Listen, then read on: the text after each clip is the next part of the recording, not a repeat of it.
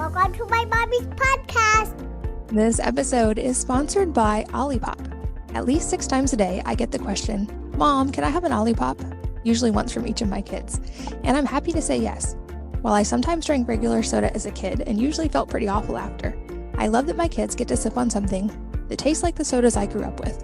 But unlike other sodas that are full of sugar, corn syrup, and artificial ingredients like aspartame, Olipop is made with natural ingredients that are actually good for you. They use functional ingredients that combine the benefits of prebiotics, plant fiber, and botanicals to support your microbiome and to benefit digestive health. We've all heard that many people consume much more than the recommended amount of sugar, and Olipop is much lower in sugar than conventional sodas, with only 2 to 5 grams of sugar from natural sources and no added sugar. Their vintage cola, for instance, has just 2 grams of sugar as compared to a regular Coca-Cola that has 39 grams of sugar. I've worked out a special deal for my listeners to receive 15% off of your purchase. I recommend trying their variety pack if you're not familiar with them, so you get to sample all of their flavors. Go to drinkolipop.com/wellnessmama and use the code wellnessmama at checkout to claim this deal. So that's drinkolipop.com/wellnessmama and the code wellnessmama at checkout. This episode is brought to you by Organifi. They make delicious superfood drinks that are beyond easy to incorporate into your routine. Let me tell you about my 2 personal favorites. Their green juice contains a clinical dose of ashwagandha, which supports healthy cortisol levels to aid in weight management. It also contains 11 superfoods for resetting the body and takes just 30 seconds with no chopping, or juicing or blending. It's organic, it tastes delicious, and no blender needed. You just add water and drink it up and let your body soak up the benefits. I also love their gold drink at night. It's like a turmeric tea. They even have a chocolate version that contains 9 superfoods for rest and relaxation. It tastes delicious in warm weather and can be mixed in milk, water, or milk alternatives. It's low sugar, so you can enjoy this dessert-like tea guilt-free and wake up refreshed without drowsiness. My kids love the chocolate one. You can check out these and all of their products, including protein powder and red antioxidant drink, by going to Organifi.com/wellnessmama and using the code wellnessmama to save 20% on your order. So that's Organifi.com/wellnessmama and the code wellnessmama to save 20%. Hello and welcome to the Wellness Mama podcast. I'm Katie from wellnessmama.com and wellness.com. That's wellness with an E on the end. And I'm here today with Terry Real, who is a nationally recognized family therapist, author, and teacher. And he's particularly known for his work on men and male psychology, as well as his work with relationships and couples. He's been in practice for 30 years and has appeared on pretty much every major show and broadcast ever talking about this. He's got books including I Don't Want to Talk About It, which was on the topic of male depression, and then one on How Can I Get Through to You, which is about relationships, and then most recently, The New Rules of Marriage. And in this episode, we go into everything from his own story of trauma and why that turned to him becoming a therapist, and how depression expresses differently in men and women, how he works with couples to improve intimacy, his relational life therapy program, how our adaptations to childhood wounds are actually more important than the wounds themselves when it comes to healing, and how we can use his expertise and knowledge in this field to help raise relationally aware children who don't have to repeat these patterns. We get into a lot. It's a little in and out. He's checking on his wife who just had shoulder surgery. So there's a couple of pauses, but really interesting episode, and let's jump in. Terry, welcome. Thank you so much for being here. Oh, thank you. It's a joy to be here with you. Well, I'm so excited for everything we're going to talk about today. I mentioned offline, I shared my story of sexual trauma and my journey with that about a year ago, and heard from literally thousands of women who experienced something similar. And I know we're by no means isolated cases of this. And I know that you have so much expertise here, as well as personal experience with trauma yourself. So if you don't mind, I'd love to start there just to give people a personal connection, if you don't mind sharing some of your own story. Well, they say that therapists are people who need to be in therapy 40 hours a week. And so I became a therapist I wrote in my first book, I Don't Want to Talk About It. I became a therapist to gather the skills I needed to have a real conversation with my father. And I needed to understand my father so that I would not become him. My father was a loving, very smart, very warm, violent, depressed, miserable human being. And his father was a depressed, violent man. And one of the things I say is that my children don't say that. And I think that's my life's work. I don't want to talk about it. It's about a third autobiographical. It's about my depression and the violence that was dealt in my way as a kid. And I end the book, the epilogue, the last lines of the book run something like, I end this book as I began it up in my third floor study, looking down at my children at play. And I describe them. And then I say, when they're old enough, their mother and I will share with them the outlines, some of the details of what happened to us as children. But they will have no lived experience. They will have no experiential, visceral way of understanding as we do what that violence feels like. And then the last line of the book is, we intend to keep it that way. I love that. I think that's such an important point for all the parents listening, especially any of us who have been through things like that. And of course, wanting to break the cycle for our children. I know that you work a lot with men, and I'd love to touch on this a little bit, even though a lot of the listeners are women, many of them are married to men. And it seems like there are some specifics of this that make it even more difficult for men. I feel like the mental health conversation has gotten easier in a lot of ways for women, or at least it's starting to be talked about. And I think men might in some ways struggle in different ways or have a harder time talking about it. It seems like this was some of the reason behind your book as well. Talk about your experience with that. Yes, well, patriarchy, which is the masculine code writ large, that's all patriarchy is. Patriarchy is the water that we all swim in. We're the fish and it's the water. And under the rubric of traditional masculinity, the essence of what it means to be a man traditionally is to be invulnerable. The more invulnerable you are, the more manly you are. And the more vulnerable you are, the more girly you are. And so the problem in heterosexual relationships is that women across the West, because of feminism, because of economic changes, because of their empowerment, are asking more of their marriages than historically ever before.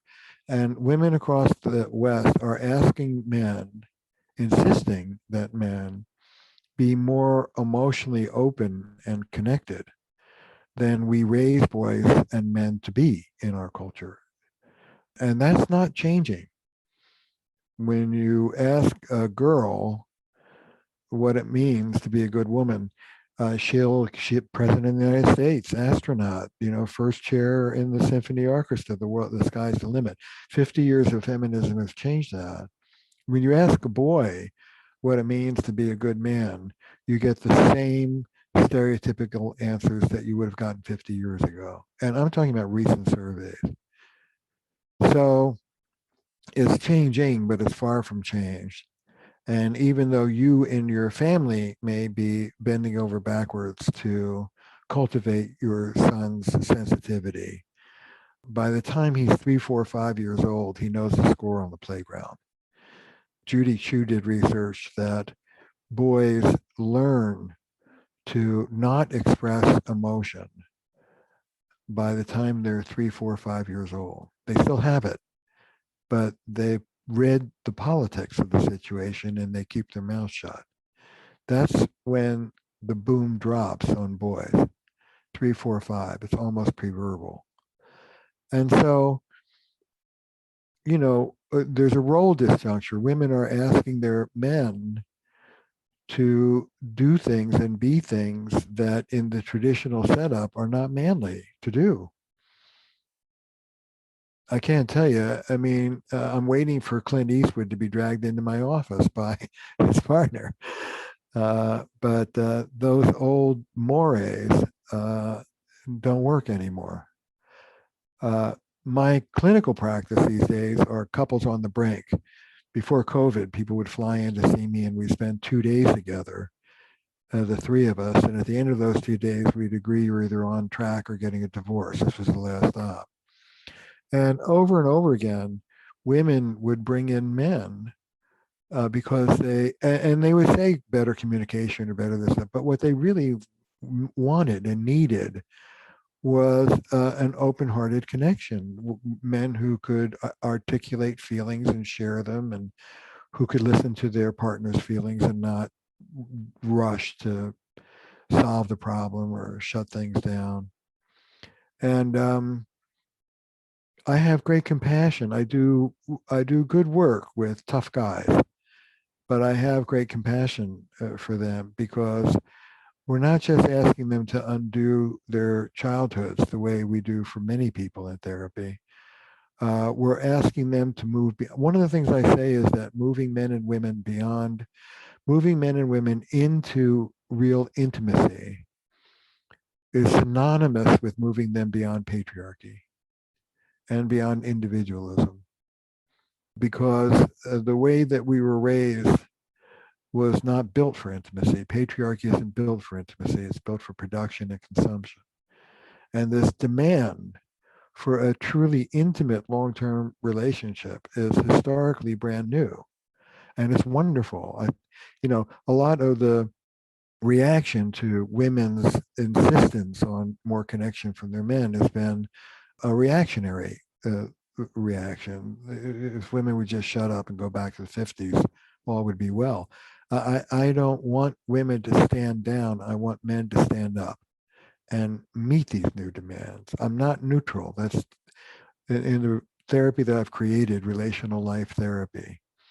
One of the differences is that we're not neutral. We take sides. And we will side with the one who is dissatisfied and wanting more intimacy. And sometimes that's the man, but most often that's the woman. Her delivery may suck. She may need some real coaching on how to speak up with love. But what she's asking for is legit. I'm not neutral about intimacy. Intimacy is what we're born for. Intimacy is where we function best, physically as well as emotionally. It's what we're designed to be. And traditional masculinity cuts men out of intimacy. I gave a talk for a sex addiction workshop. I called it "The Cure for Sex Addiction is Intimacy."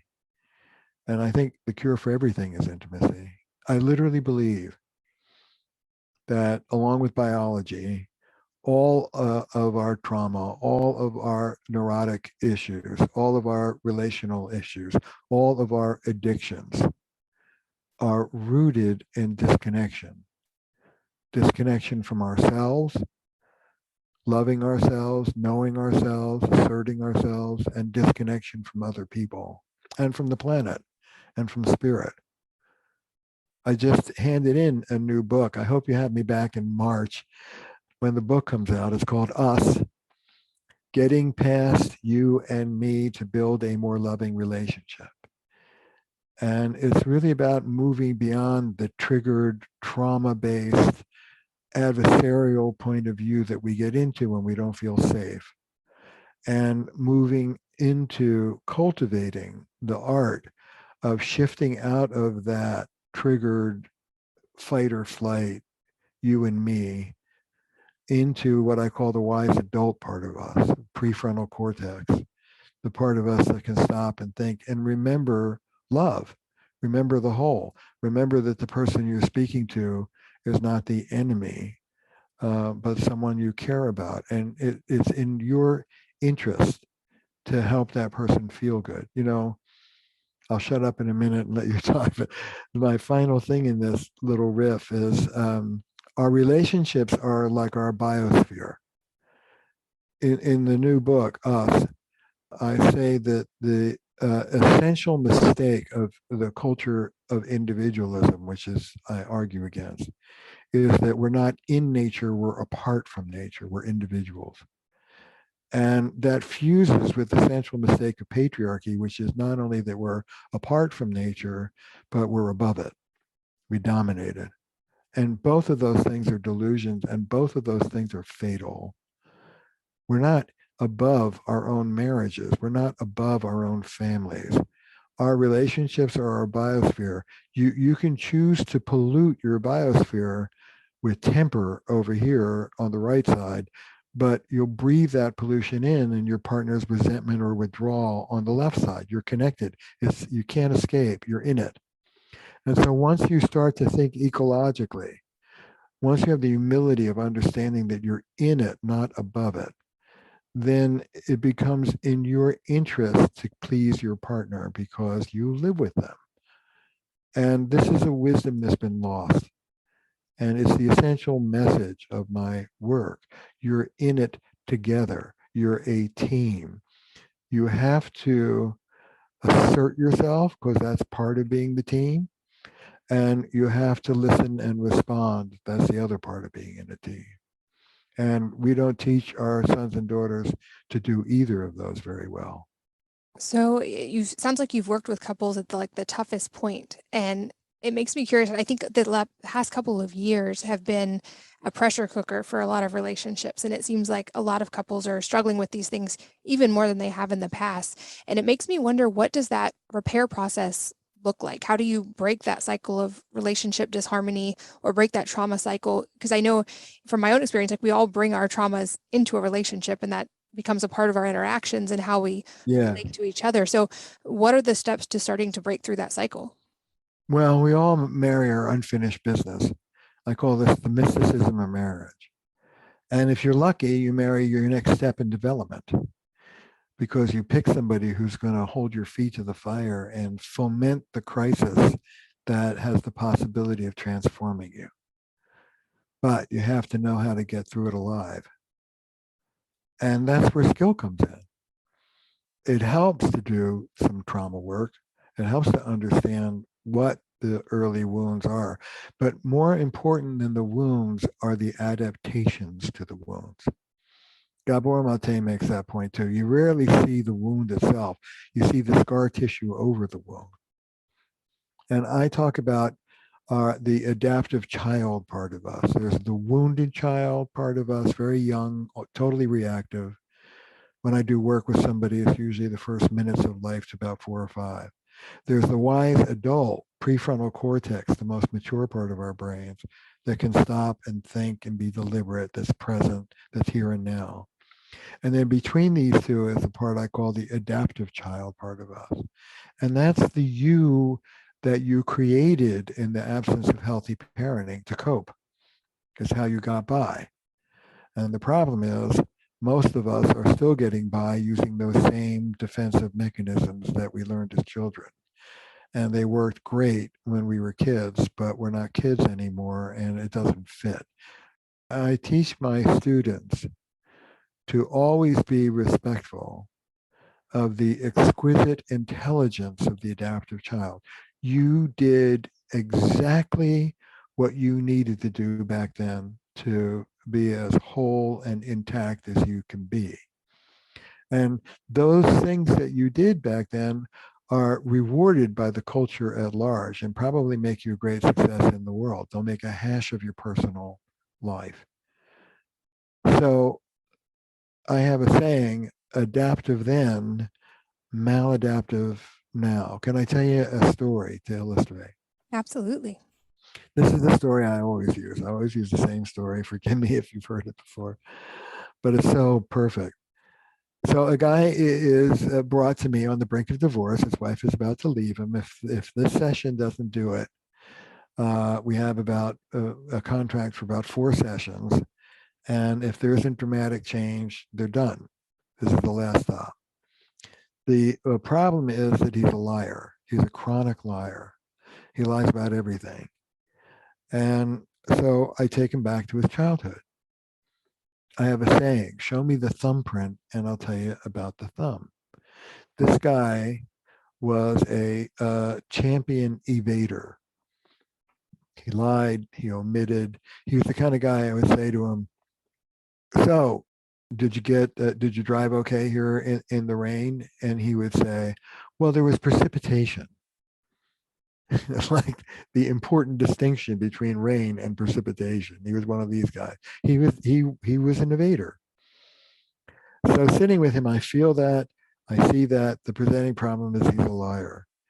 I have a saying, show me the thumbprint and I'll tell you about the thumb. If he learned to evade, he was evading someone. And so I take a guess and I say, who tried to control you growing up? Sure enough, it was Dad. He was a military man. He was intrusive. He was all over him, how he sat, how he ate, how much he ate, what, who his friends would be, how he dressed. He was all over this guy. And he was a rager, the father. You didn't cross him. So I said, okay, crossing him would be terrible. Giving in to him would be horrible. What did you do? And he looked at me and smiled and said, I lied. I said to him, brilliant. That's a brilliant solution. You did exactly what you needed to do back then to preserve yourself. Congratulations. What's it going to take for you to start to realize that your wife is not your father and you're no longer that little boy? Long story short, the couple comes in a few weeks later and they're all smiles. And they say, we're done. We're ready to end therapy. We figured it out. I say, okay, there's a story here. Tell me the story.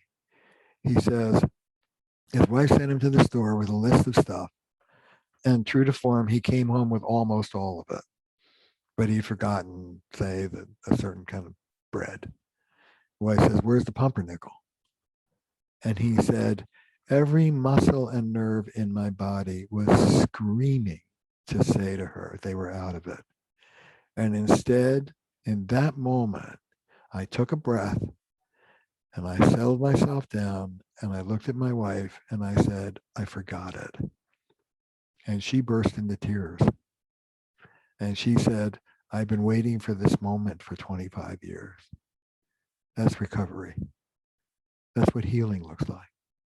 Wow, that's a powerful story. And it illustrates so well, I think, that like I love your point that you make so well in your books and just now as well, of like we develop these things to protect ourselves. They're not a bad thing. They served a very important purpose. And that was a part I had to dismantle and learn as well, is that these aren't things that I could fight my trauma responses. I had to understand them and in my process, even thank them for keeping me safe for so long. And then recognize in my adult brain that I didn't need them to keep me safe in that way anymore, and make that Yes. let them go. Is that a common part of the process for most people? Yes. One of the things I say is that maturity comes when we deal with our inner children. And inner children is just a personification of traumatized ego states. Your inner child is the age that you were when your development got arrested. And they live inside of us, like the lying boy lived inside that man. But what I say is when one of your inner kids kick up, either an overwhelmed, wounded kid or an adaptive child who does the same thing over and over and over again, you want to put them on your lap, put your arms around them, hear them, love them, and take their sticky hands off the steering wheel. They don't drive the bus, you do. So literally, if Belinda and I are fighting, my wife, I have a composite Terry, little Terry, he's about 8 years old. And I take him out of my body and I put him behind me. He holds on to my shirt. And I have a deal with him. Every time Belinda and I fight, I do this. I have a deal with him. Between the anger coming our way and you is me, my big body, my strong self. And like Superman, I'll take the blast. And you are completely protected. That's my part of the deal. Here's your part of the deal, young Terry. You let me deal with Belinda. Don't you go and deal with her. I can do it a lot better than you can. And yes, I teach the men and women and non-binary folks to work with their inner children all day long.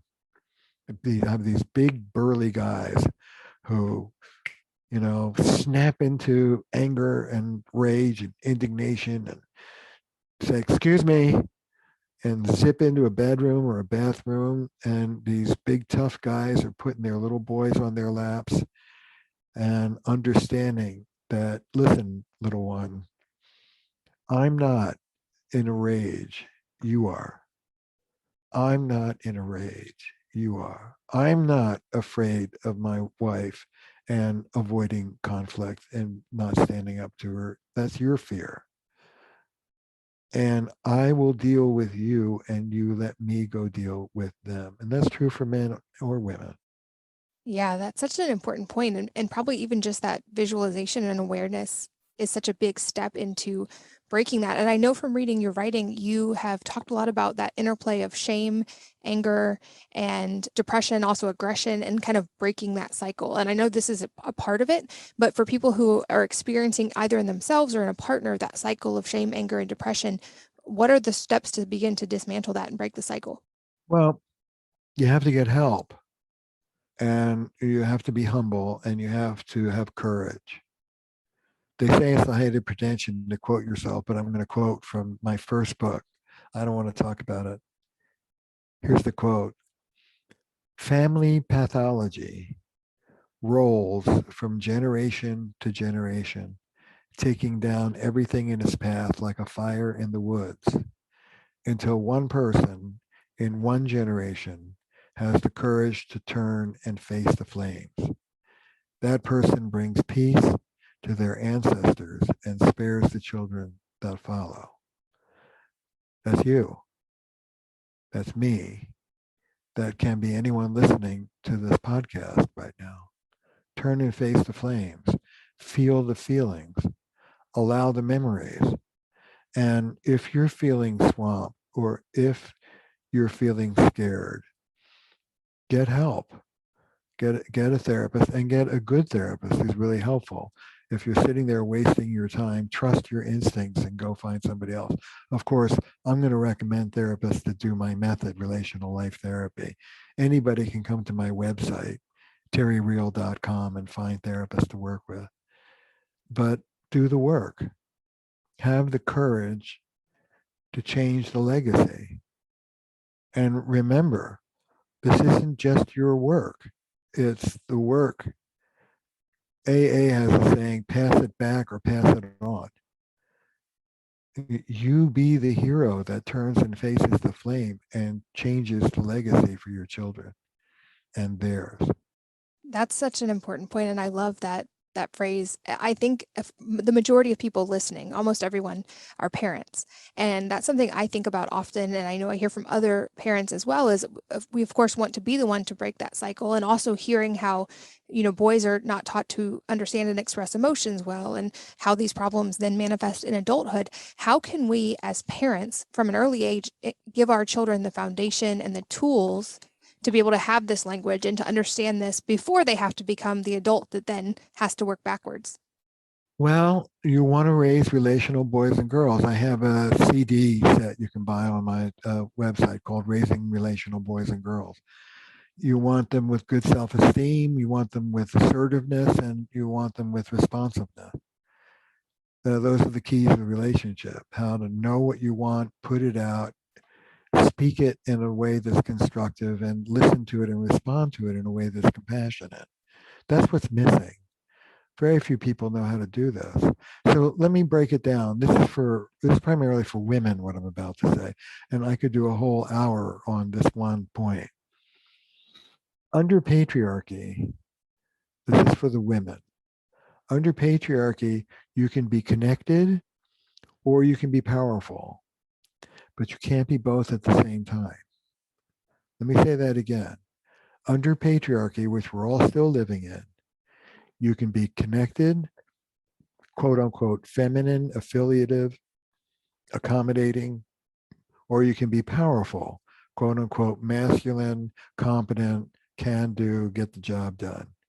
but you can't be both at the same time, because power is power over, not power with. It breaks the connection. And so what I teach women in particular is what I call standing up with love, soft power. When a lot of women move from the traditional disempowered, voiceless half of the seesaw over to the masculine, Katie, bar the door, I am woman, hear me roar, I'm going to say what's on my mind and screw you if you don't want to hear it. We can do better than that. And so what I teach both partners, but women in particular, is how to cherish your partner and cherish the relationship and stand up for yourself all in the same breath. Because a lot of women, when they finally do speak, they vacillate between not speaking up because it doesn't go well and speaking up in ways that frankly are just not skilled. And standing up for yourself with love is skilled. It's the difference between saying, Katie, don't talk to me like that. I'm not being disrespectful to you. Don't be disrespectful to me, which is a C plus maybe. And this one, Katie, I want to hear what you're trying to say. Could you tone it down so I could listen to it, honey? Which of those two things do you think is going to go down better? So you can learn this. You can learn to be cherishing and assertive both at the same time. It takes a little practice, but you can do it. And for men, but this is true for anybody, I'm just saying this, for the person on the receiving end of a partner who's unhappy, I want everybody listening to pay attention. When your partner is unhappy, if you're like most people, you have 2 points of reference. The first place you go is objective reality. Is it you're listening to your partner? Well, that's true. That's not true. Well, whether you're saying it out of your mouth or in your head, you're not listening, you're rebutting. Well, yeah, but. And then the second point of reference is yourself. I can't believe I have to listen to this again. Here we are again. I can't get through this son of a gun. If I push him, he's just going to walk away. I want you to lose both of those orientations and trade them in for this one. Ready? If you got a pencil, write it down. Compassionate curiosity about your partner's subjective experience. Compassionate curiosity about your partner's subjective experience. Honey, I'm sorry you feel bad. How about starting with that? I'm sorry you feel bad. I love you. I don't want you to feel bad. What's going on? Tell me what's going on. And then a golden question for the most part. There are always exceptions, but for the most part. What could I say or do right now that would help you feel better? That's repair. What could I say or do right now that would help you feel better? Well, you could apologize for a blah, blah, blah, blah, blah, blah. Okay. All right. I'm sorry. All right, good. What do you need, honey? Well, you could be accountable, blah, blah, blah. Okay, I am. Great. Want some tea? We're done. Harmony, disharmony, and repair is the rhythm of all relationships. Closeness, disruption, return to closeness. But when you're in that disruption phase, you lose your wise adult. You go into fight or flight, defensive. It's about me versus you, and you lose your way. And what I want people to do is cultivate the practice when you're triggered, when you forget the us, when it's you and me and you versus me. Take a breath, take a walk, splash some water on your face, do some talk to your inner boy or girl. Actually, would you mind if I just went downstairs and tended my wife? She just had surgery and I want to plug her into some ice, okay? Oh, absolutely. Go for it. Just take a few minutes. This episode is sponsored by Olipop. At least 6 times a day, I get the question, Mom, can I have an Olipop? Usually once from each of my kids. And I'm happy to say yes. While I sometimes drank regular soda as a kid and usually felt pretty awful after, I love that my kids get to sip on something that tastes like the sodas I grew up with. But unlike other sodas that are full of sugar, corn syrup, and artificial ingredients like aspartame, Olipop is made with natural ingredients that are actually good for you. They use functional ingredients that combine the benefits of prebiotics, plant fiber, and botanicals to support your microbiome and to benefit digestive health. We've all heard that many people consume much more than the recommended amount of sugar, and Olipop is much, much lower in sugar than conventional sodas, with only 2 to 5 grams of sugar from natural sources and no added sugar. Their vintage cola, for instance, has just 2 grams of sugar as compared to a regular Coca-Cola that has 39 grams of sugar. I've worked out a special deal for my listeners to receive 15% off of your purchase. I recommend trying their variety pack if you're not familiar with them, so you get to sample all of their flavors. Go to drinkolipop.com/wellnessmama and use the code wellnessmama at checkout to claim this deal. So that's drinkolipop.com/wellnessmama and the code wellnessmama at checkout. This episode is brought to you by Organifi. They make delicious superfood drinks that are beyond easy to incorporate into your routine. Let me tell you about my 2 personal favorites. Their green juice contains a clinical dose of ashwagandha, which supports healthy cortisol levels to aid in weight management. It also contains 11 superfoods for resetting the body and takes just 30 seconds with no chopping, or juicing or blending. It's organic, it tastes delicious, and no blender needed. You just add water and drink it up and let your body soak up the benefits. I also love their gold drink at night. It's like a turmeric tea. They even have a chocolate version that contains 9 superfoods for rest and relaxation. It tastes delicious in warm weather and can be mixed in milk, water, or milk alternatives. It's low sugar, so you can enjoy this dessert-like tea guilt-free and wake up refreshed without drowsiness. My kids love the chocolate one. You can check out these and all of their products, including protein powder and red antioxidant drink, by going to Organifi.com/wellnessmama and using the code wellnessmama to save 20% on your order. So that's Organifi.com/wellnessmama and the code wellnessmama to save 20%. So I guess that's what we call walking the talk, right? This is important, but my wife's shoulder is equally important. She couldn't wait. Anyway, so what was I talking about? Oh yeah, cultivating the practice of when you're triggered, when you're reactive, taking a break, teaching each other beforehand what you're doing so you understand what you're doing. And it's a break, it's not a rupture. You have to say when you're coming back, 20, 30 minutes. And when you're gone, you get back into center. You re-regulate. You get back into the wise adult.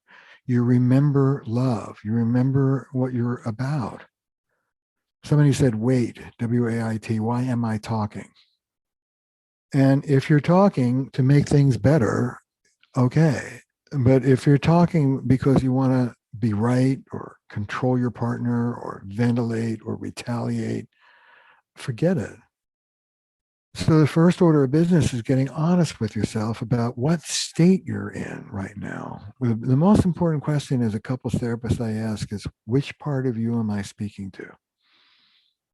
The grown-up part or a triggered part? And there's nothing wrong with being triggered, but you don't want to act it out. And if anything, I learned over time is like, I had a therapist use the phrase, never waste a trigger. Eventually I felt like I could actually move to a place of gratitude of like, well, when I'm triggered, that's showing me where I'm metaphorically loaded.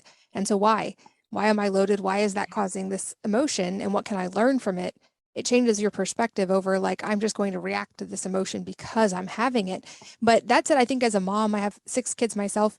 Like with kids, they don't always maybe have that fully developed wise adult prefrontal cortex brain yet, but they still also experience anger or they experience these emotions. So like it's helpful with an adult partner, we can have those conversations, take a break and come back. Are there any different or specific tips for children when they're in one of those emotional states to help us keep our calm, also to help give them the language to be able to work through those emotions, those triggers themselves? Children are borrowing your prefrontal cortex. This is my new book. There is no such thing as an individual. A little boy or girl falls off their tricycle and looks at their mother's face to see how hurt they are. we co-regulate each other. And you know, as a parent, that you help modulate and regulate your kids' emotional experience all day long. You're giving them energy, you're setting limits, you're reassuring, you're keeping them company. But don't try and exile a kid's feelings. They have the right to feel it. They don't have the right to act on it and behave in destructive ways. But they always have the right to feel what they feel. And you can feel it with them. A guy I work with, Thomas Ubel, a wonderful German mystic, once said, you know, a kid comes up and says, Daddy, I'm scared. Mommy, I'm scared. It's perfectly fine. And there's a place to say, honey, there's nothing for you to be afraid of. This and this and that and that. That's helping them modulate. But how much better is it to sit down with them and put your arm around them and say, I'm scared too. Let's both be afraid together for a little bit. So it's entering into your kid's experience rather than trying to manage it. First, be empathic. Oh yeah, Billy, going to the moon and raising the family there. That's a great idea. That would be so cool. Here's why we're not going to do it, by the way. But what a cool, you empathize with the feelings and the wishes, and you set limits on the behavior when you have to. The other things I want to say to parents is reward wherever you can and set limits wherever you must. And then the last thing I want to say in terms of boys is keep the bar high. Keep the bar high. I tell the story in that little CD I was talking about. It's a true story. When my son was about 5, I was taking him to a hockey practice and I was getting the house school fine. What did you do today? Nothing. How you feeling? Great. And I pulled over on the side of the road. And I said to him, now listen, sweetheart, I'm doing you a favor right now. I'm driving you to hockey practice. So I'm in the middle of doing you a favor. You can hardly say a word to me. You can do better than that. Now, if you want me to continue on our way to hockey practice, which I'm happy to do, what I want from you is one thing you learned, one thing you saw, one thing you felt. Go. And he said, well, let me talk about hockey practice. Okay. He said, there's a difference between the kids who go to private school and the kids who go to public school. And I said, wow, that's a really interesting observation. How would you describe that difference? He said, I don't know, I can't say, but it's a lot like the difference between some of the white kids and black kids. My little 5-year-old was talking to me about race and class in America, but he would never have done that if I hadn't insisted on it. So hold on to your boys, mothers. This idea that boys need to separate from you in order to grow up is bullshit. This idea that they're supposed to be monosyllabic with you and that's good for them is bullshit. Raise relational boys and girls and be relational yourself. That's the other thing. The best gift you can give your children is your own recovery. Yeah, exactly. That idea that they listen to some of what we say, but they notice all of what we do. And being the example is probably so much more powerful than our words ever can be. You also talk about the idea of self-esteem and false self-esteem, ways that self-esteem can exhibit falsely. And I feel like this is also an important piece in relationships, spousal relationships, and also with kids. So can you break that down a little bit, what you mean by self-esteem and false self-esteem? Yeah, well, I talk about false empowerment. And it's not really self-esteem. It's grandiosity. It's superiority. It's being above the rules. And therapy is focused for 50 years on helping people come up from the one down of inferiority. But in order for us to have good relationships, you also have to come down from the one up of superiority, judgment, contempt, looking down your nose at somebody, attacking somebody, trying to control them, being above it all, being above the rules, walking out, saying something like this conversation's over and walking out of the room. That's not inferiority, that's superiority. And superiority damages as much relationships as inferiority does, if not more. And also, men tend to lead from the one-up superior position and have hidden shame, where women tend to lead from the one-down shame position and have hidden superiority. We can talk about that. But at any rate, helping people come down from the one-up is really critical. And as a field, we haven't been focusing on it. But it's really important to understand when you shifted out of uncomfortable feelings to a more comfortable attack. The thing about moving from shame into grandiosity, from one down to one up, and from implosion to explosion is it feels good. That's the devil in the details. It feels good. In the moment, it'll ruin your life, but it feels good. And so you have to learn what this superiority is doing and how toxic it is. And then you have to work to bring yourself down from it for your sake. But in terms of our kids, I like to tell the story. This is my favorite story about false empowerment. So my son, Justin, ADHD nightmare, is 4 or 5, and he has this first kid over for play date. And being in Boston, the play date sounds something like this. You want to play hockey? You want to play hockey? How about hockey? Says Justin to this kid. You want to play, here's a stick. Want to go out? Want to play puck, the hockey? Throw a puck around? You want to go outside? Want to play hockey? This goes on for about an hour and the kid leaves. And Justin comes bouncing up to me and goes, do you think he had a good time? And I go, no. And he's stunned. And I look down at him and I say, listen, sweetheart, let me teach you something. If you want to do exactly what you want to do, be alone. The minute you let somebody into your world, you have to pay some attention to what they want to do. And my darling boy looks up at me and goes, too much hockey? Okay, now fast forward, I'm dealing with Chris. Chris is on the brink of divorce. Chris brings his wife to the Bahamas for 4 days of R&R. You know what they sound like? You want to have sex? How about sex? You want to get close? Want to be physical? Want to be intimate? This goes on for 4 days. I ask her if she had a good time, and she says no. And Chris is stunned. He's stunned. What do I do with Chris as a therapist? What do? I tell him the Justin story. That's what I do. And I say to him, this is all true. I say to him, there's a word for what I was doing with my son when he was 5. It's called parenting. It's what you deserved and did not get. So now there's a sensitivity chip in you that should have been installed that wasn't installed. And you have to fly to Boston and pay me an armload of money and we'll install it. But you poor guy, I call this, oh, you poor perpetrator, you poor guy. You were set up to be the insensitive, selfish creep that you've grown into. Let's unwind that and make you a more connected, nicer, relational person. See, I do believe that the person down deep is a good person. In 40 years of practice, I have not met a bad person. I've met a lot of twisted people doing very bad things. But down deep, there's a decent person who is in the middle of all of this scaffolding. And if you can get to them, you can free them. I do that as a therapist, and I think in my books and writing and the courses that I teach online, you can learn to do it yourself and with your partner. And I will make sure your courses are linked in the show notes at wellnessmama.fm. I know you've mentioned them for anybody looking.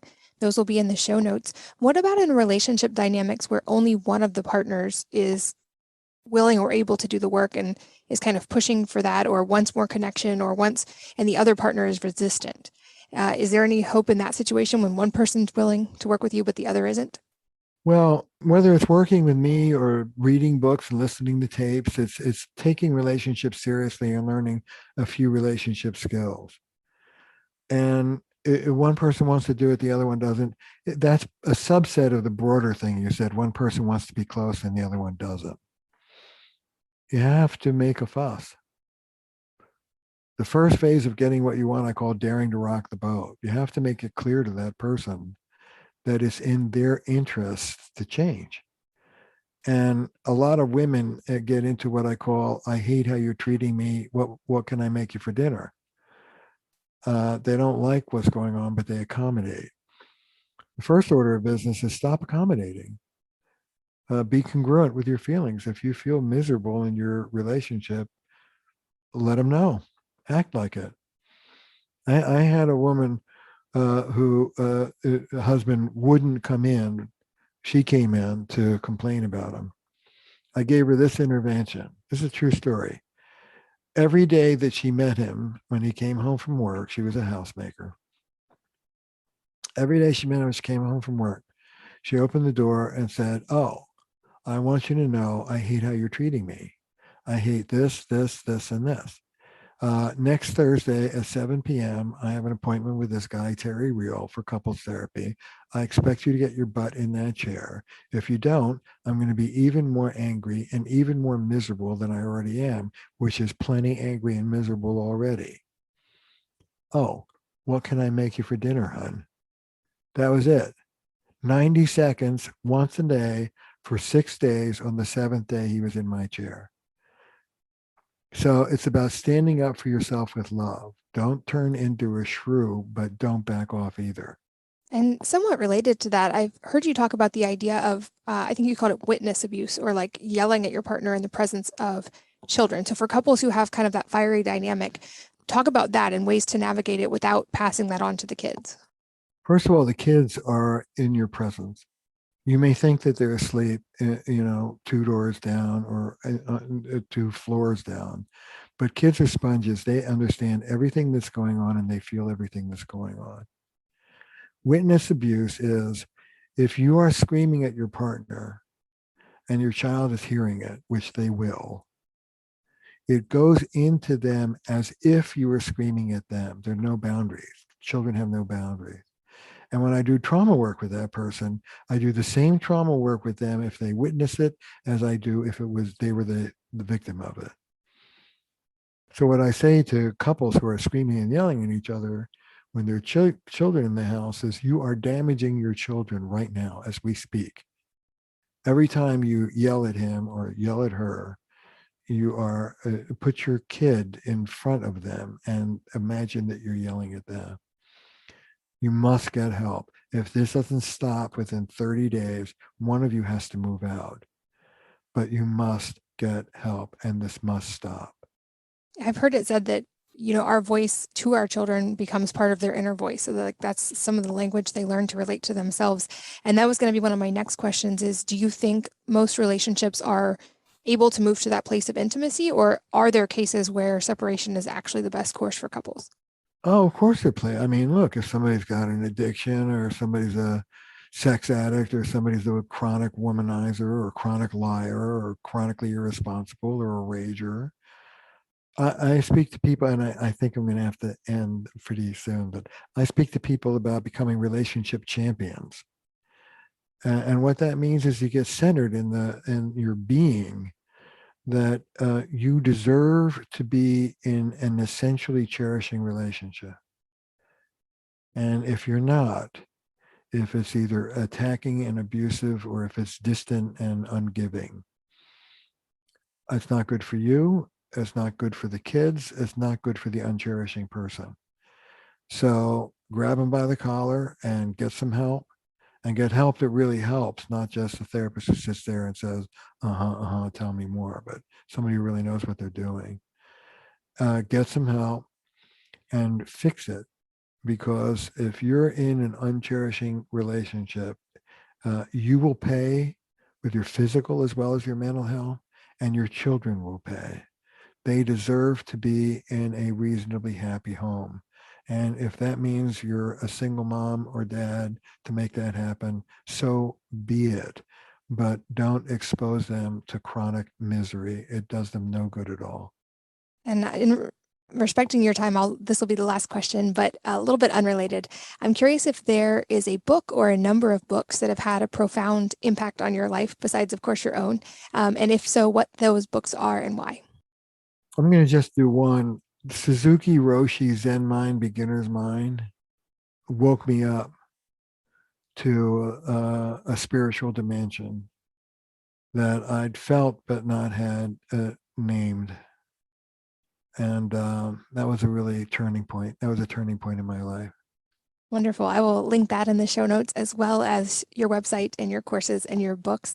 I know that you have a wife to get back to who has had surgery. I don't want to keep you from her any longer, but thank you so much for your time and for sharing today. It was an honor.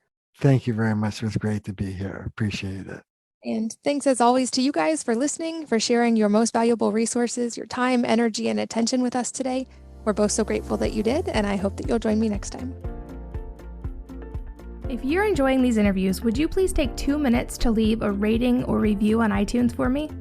Doing this helps more people to find the podcast, which means even more moms and families can benefit from the information.